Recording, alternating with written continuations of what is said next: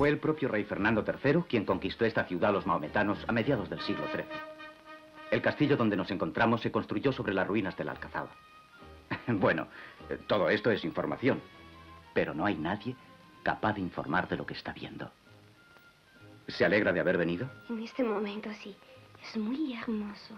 Usted también lo es. Debe entender de eso. En nuestra tierra no hay casi nunca sol.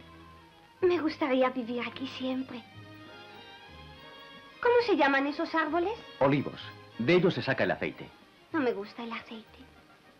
¿Y cómo se llama el fruto? Aceituna. Aceituna. Sí. Me gusta ver tantos olivos. Son antiguos, ¿verdad? No deben morir nunca.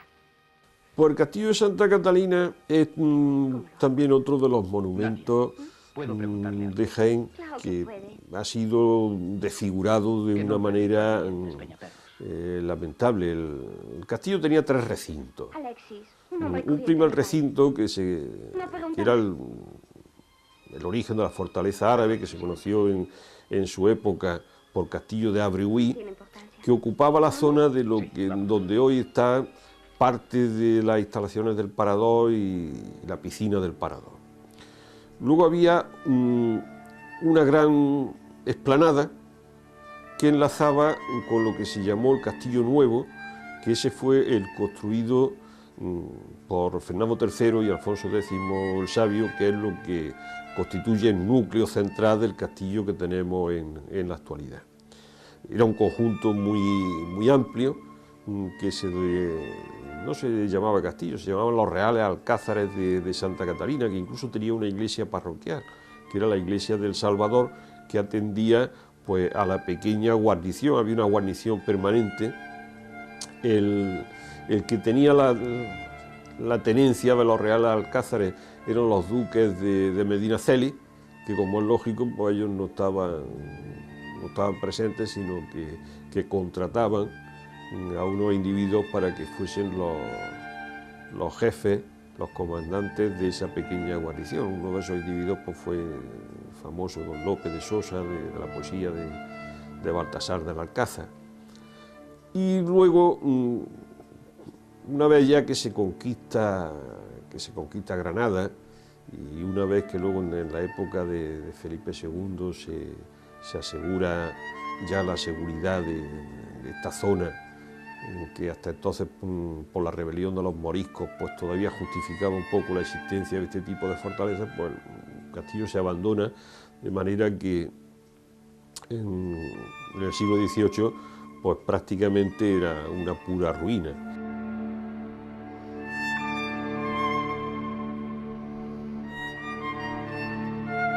Sin embargo, cuando llega la invasión francesa, pues el castillo toma entonces un valor militar.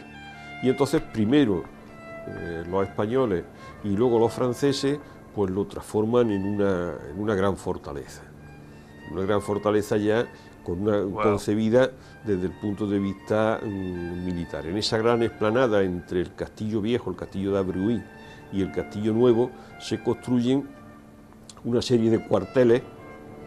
Y luego, en lo que era el Castillo Nuevo, en el interior del Castillo Nuevo, aparte de construir una serie de defensas, se construye incluso un hospital militar.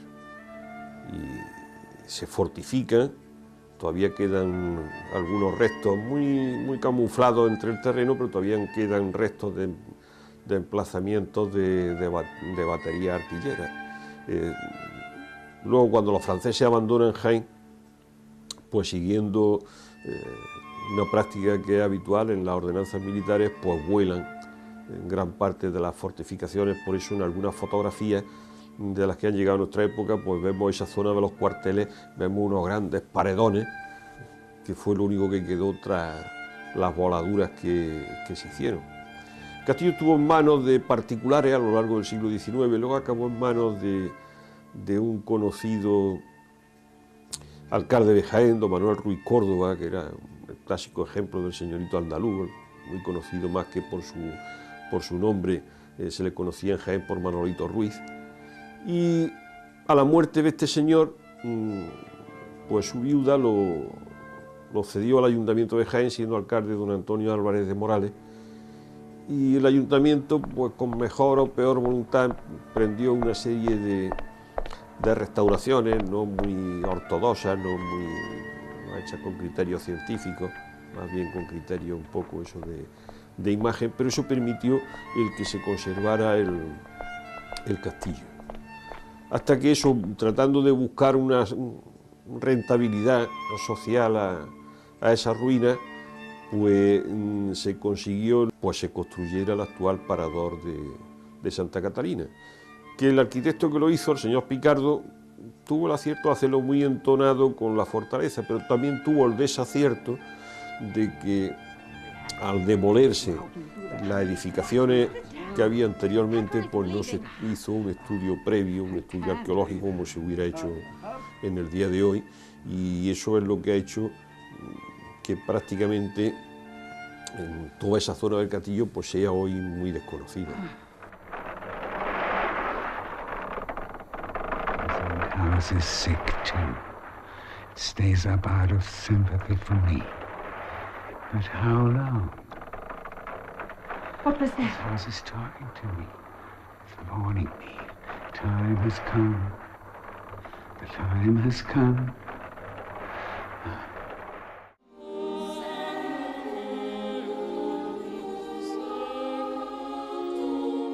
Es un recuerdo de la posesión de la ciudad por Fernando III el Santo. Hay que tener en cuenta que Jaén no es una ciudad conquistada por Fernando III como se cree vulgarmente. Aunque Fernando III, cuando empieza las campañas de conquista por el Valle del Guadalquivir, pues pone cerco a Jaén nada menos que en 3 ocasiones, un cerco con todos los rigores que entonces tenían los cercos militares. Al final lo que hay es un pacto amistoso entre el rey Alamar y Fernando III, por el cual el rey Alamar le entrega la ciudad pacíficamente a Fernando III a cambio de unas condiciones que se estipulan en un tratado, y él se retira a Granada. Por eso precisamente es por lo que se construye el Castillo Nuevo. En las crónicas de Castilla se alude a que el rey, no queriendo molestar a la comunidad árabe que seguía poseyendo el castillo de Abriuy, pues construye el Castillo Nuevo, pudiéramos decir, para dejarle a ellos libertad en su zona. Entonces, como símbolo de esa nueva cristianización, como símbolo de la incorporación de la ciudad a la corona de Castilla, pues se dice que el rey clavó su espada en una peña dominante del cerro, y que luego ordenó que allí se pusiese una cruz de madera para testimoniar no la posesión de la ciudad por Castilla. Siendo dueño del castillo don Manuel Ruiz Córdoba, pues de acuerdo con los hijos del poeta Almendro Aguilar, pues costeó el que al pie de la cruz se tallara, sobre una peña, se tallase el soneto, ese famoso soneto a la cruz de Almendro Aguilar.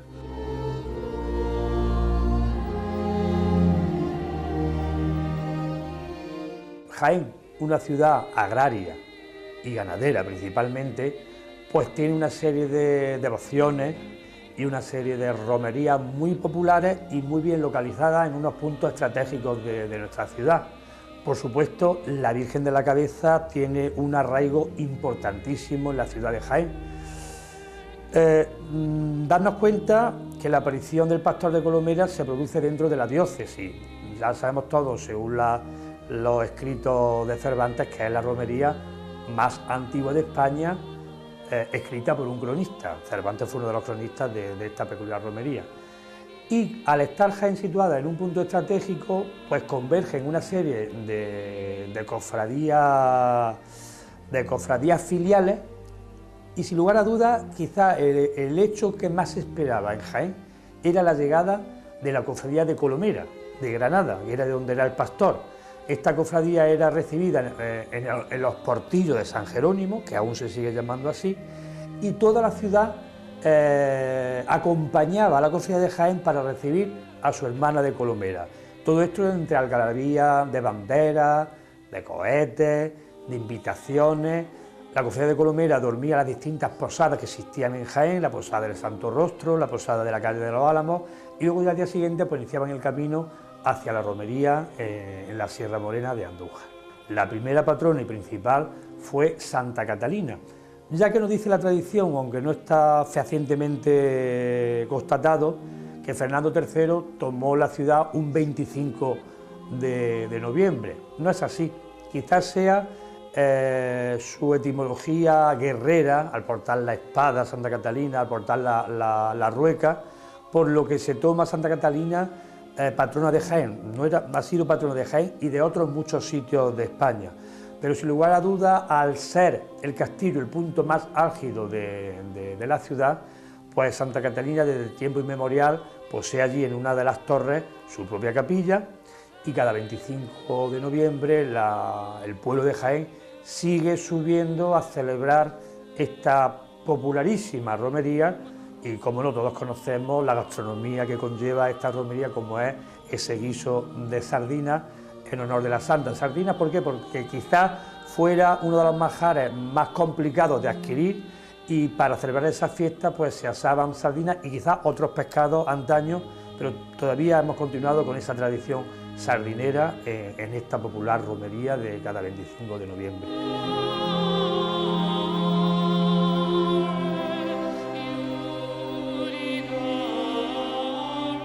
Todas las urbes cristianas hasta la Reconquista sitúan una serie de ermitas con unas devociones particularísimas, pero sobre todo en sitios estratégicos que delimitan el orbe de la ciudad. Es popular en todo el Reino de Jaén establecer ermitas de San Sebastián, de San Antón, de la Candelaria, pues sobre todo para imperar esas devociones a las que los labradores y los hortelanos siempre se dedican, y sobre todo pues para sentirse un poco resguardados del enemigo, del mal y del acecho del maligno. Jaén, como no, pues también tiene una serie de ermitas, tanto de acceso como de salida de la ciudad, muchas de ellas desaparecidas. Ermita de Belén, ermita de San Nicasio, ermita de San Antonio, ermita del Cristo del Arroz de Chircales, ermita del Pilar, ermita de la Coronada, casi todas ellas desaparecidas, como digo, por la ampliación urbanística a lo largo de los siglos, y muchas de ellas pues aún conservadas. Podemos, dentro del orbe de Jaén, ahora mismo recuerdo la ermita de San Antonio, que está situada en los Jardinillos, que se conserva perfectamente, pero ya con otra función. La ermita de San Clemente, que fue auxiliar de la parroquia de San Ildefonso y actualmente ocupa una comunidad religiosa de esclavos del Santísimo. La ermita de Chircales, que se salvaguarda precisamente pues, por tener allí una de las devociones y de las romerías más populares de Jaén, y alguna otra. Esta ermita de construcciones sencillas, popularísimas, pues dan lugar a imaginarnos cómo esta sociedad de Jaén, eminentemente agrícola y ganadera, pues estaba siempre vinculada a estas devociones tan particulares y sobre todo tan populares.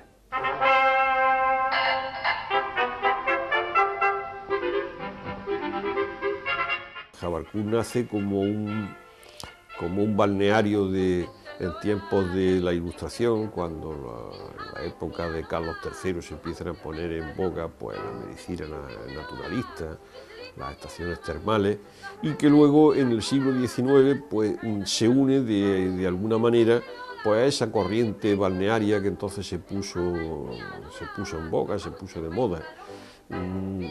El antiguo balneario de Jabarcú fuese a parar a manos de don José del Prado y Palacio, pues eso motivó un gran proyecto que empezó a ponerse en práctica y que hubiera convertido Jabarcú en un complejo termal extraordinario, aparte de un complejo hotelero de primera categoría.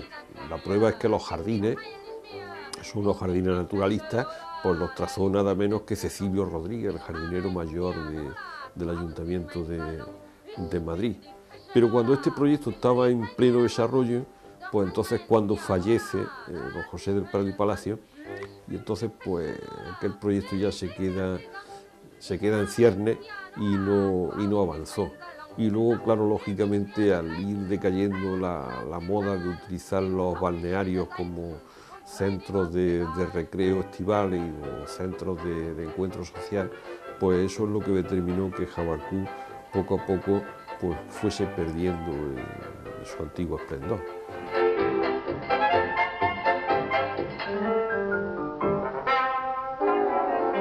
La Puerta Belange es uno de los monumentos característicos de Jaén. Es una puerta que tiene más un sentido ornamental que un sentido funcional, como tuvieron otras puertas de la ciudad, ¿no? Y que está muy bien hermanado con el conjunto monumental que representa el convento de las Bernardas. Era la única entrada que había hacia el paseo de la Alameda. Entonces no existía el paso actual que hay ahora para los vehículos.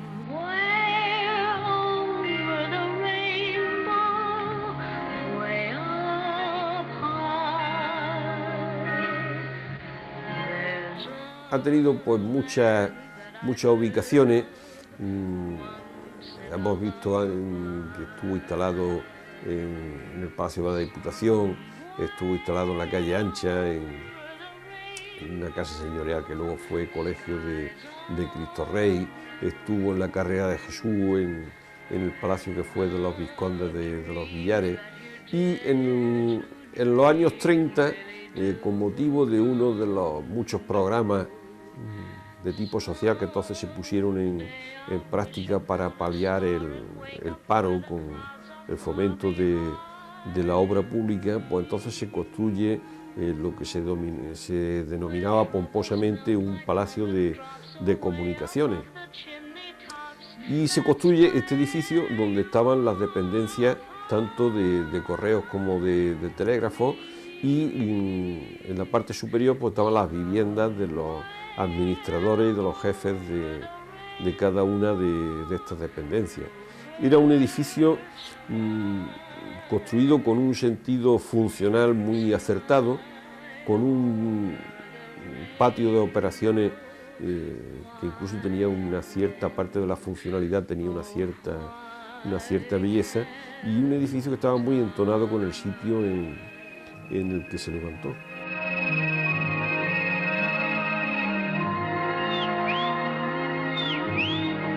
La Diputación Provincial surge del deseo centralista tan evidente en la administración estatal del siglo XIX, de tener un edificio que concentre todos los servicios de la administración estatal. Entonces, en un principio se destina a eso lo que había sido el Real Convento de San Francisco. Pero al ser un edificio de mucha antigüedad, un edificio que además sus dependencias no estaban pues adecuadas a unos destinos oficinescos, pues lo que se hace es demoler el convento y se empieza a construir un palacio provincial. En un principio ese palacio provincial se cimentó de mala manera y eso originó que apenas empezaron a elevarle plantas, pues aquello se vino abajo y entonces hubo que paralizarlo. Y entonces un nuevo arquitecto provincial, don Jorge Porrúa, el que diseña el actual palacio de la Diputación, que tiene una cierta inspiración, como se ve en las cubiertas, en la arquitectura francesa del XIX. Y que es un edificio donde no solamente se piensa instalar los servicios de la Diputación Provincial, sino todos aquellos servicios de tipo administrativo que había en la ciudad. Entonces, por eso en el edificio actual de la Diputación, pues hasta los años 20 estuvo instalada la Delegación de Hacienda, estuvo instalado la audiencia provincial, estuvo instalados los servicios de correo y telégrafo, incluso el propio Museo Provincial, cuando lo crea el cronista Cazabán, pues se instala en la Diputación, es decir, era un edificio que acogía pues todos los servicios estatales de la ciudad.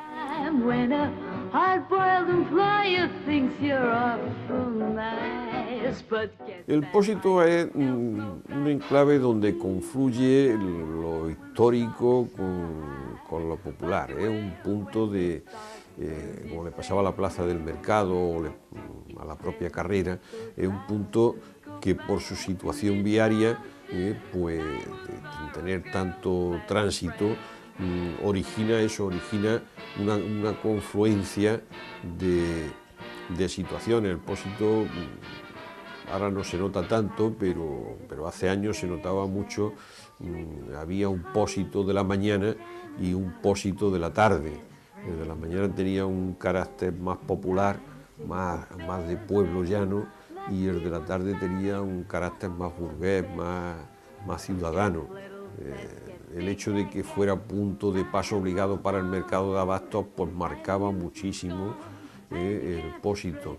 Y eso es lo que hizo también que el Pósito pues fuese el punto donde se instalaban aquellos pequeños servicios como los kioscos de reparación. Yo recuerdo los puntos de reparación de plumas estilográficas, algo que entonces era imprescindible, ¿no?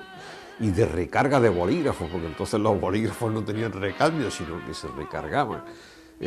Los fotógrafos del minuto, que era donde se solucionaba cuando se necesitaba una fotografía urgente para hacerse un carnet, con aquellas cámaras de trípode, y revelaba que los vendedores ambulantes de flores, todo eso pues le daba al Pósito un ambiente, ¿no?, muy peculiar. Oh, I love to go out fishing in the river or a creek. San Francisco es, podríamos decir, la plaza oficial. En San Francisco, hasta 1870, hasta la construcción del mercado de abastos, era donde se celebraba el mercado público.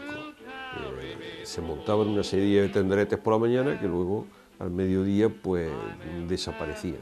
Entre otras cosas porque en uno de los laterales de San Francisco estaban las carnicerías, otra de las carnicerías públicas, porque la venta de carne, eso era una venta que estaba controlada directamente por el ayuntamiento. Del ayuntamiento dependía el matadero municipal, que era donde se mataban las reses y se descuartizaban, y luego desde allí se comercializaban a través de las carnicerías, que los carniceros pues tenían que pagar un canon al ayuntamiento por prestar ese servicio. Eso es lo que hace que en la Plaza de San Francisco se instale el mercado público. Por eso durante muchos años a la Plaza de San Francisco la gente la han conocido con el nombre de la Plaza Vieja, más que Plaza de San Francisco, porque allí es donde estuvo la plaza, el mercado de abastos.